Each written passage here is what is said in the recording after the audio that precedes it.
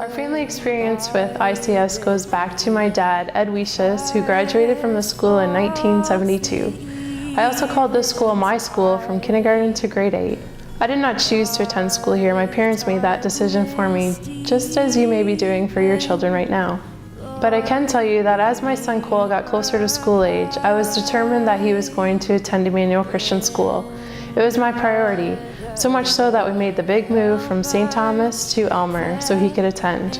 And as a single mom with God's guidance and blessing, we were able to make the tuition payments every year. We have since grown to a family of 5. Cole attends grade 10 at London District Christian Secondary School, and Ashlyn is here at Immanuel in the 2-day JK program. Why ICS? For me, it's almost a mathematical equation.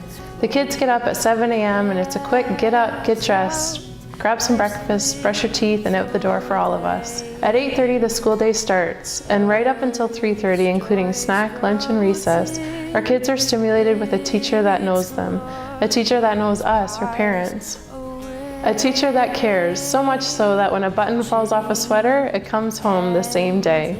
A teacher, Mrs. Penner, that Ashlyn thinks is so funny and special. The kids share a classroom with students whose parents I went to school with, parents who I've served on committees with, or parents that we've met and become friends with all through the school. At 3:30, it's back on the bus or a surprise pickup by Nan and Papa, which involves a quick visit to the office and can turn into a conversation about the day, about vacation, about anything, because the office staff is always that friendly. Don't get me wrong, we're not in a safety bubble here at Immanuel Christian School. There are threats, dangers, there's fighting, there's swearing, but we all, teachers, staff, librarians, custodians, bus drivers, parents, we all share the same values, the same morals, and the same faith. When something goes wrong, this is very important in setting our kids on the right path. Back to the mathematical equation. Out of the 12 to 13 hours that our kids are awake, 9 of them are spent getting to and at school. Some up to 5 days a week. I don't want to spend our 3 hours together at home at the end of the day clearing up mixed messages that may have been taught at school.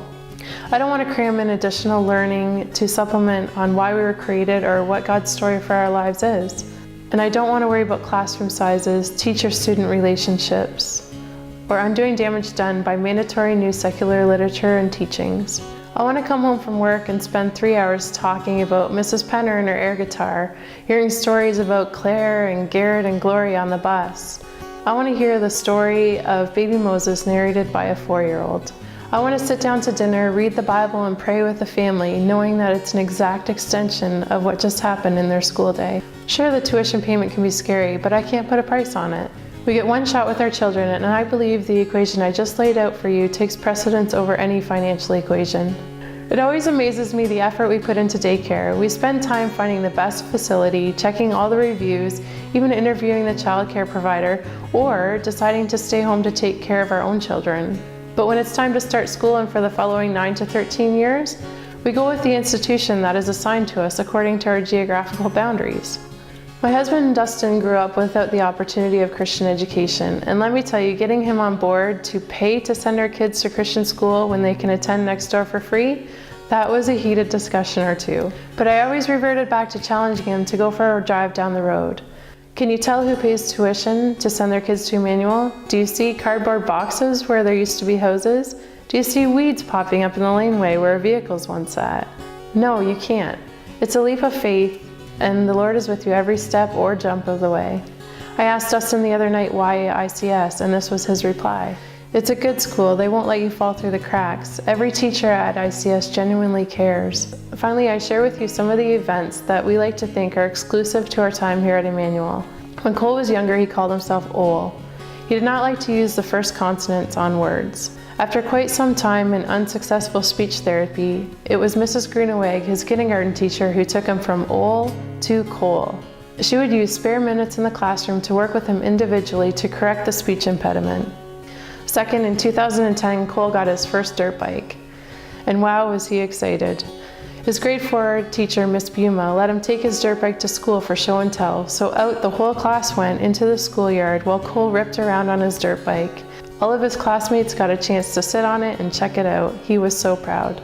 And for me, today, I love the opportunity for involvement, whether it's bringing horses to school to give students rides, or stopping in the classroom to see what's going on, or meeting once a month at board and committee levels with fellow parents and volunteers.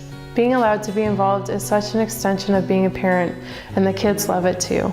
The truth is that being a part of Immanuel Christian School is an experience, and that makes it very hard to explain. Like skydiving or mountain biking or a trip to Disney World, you can read all the reviews and you can talk to the people who've done it, but it's not until you do it yourself that you can actually appreciate the experience. With that being said, this experience is visible every year on November 11 as the whole student body from Immanuel goes to the cenotaph to pay their respects.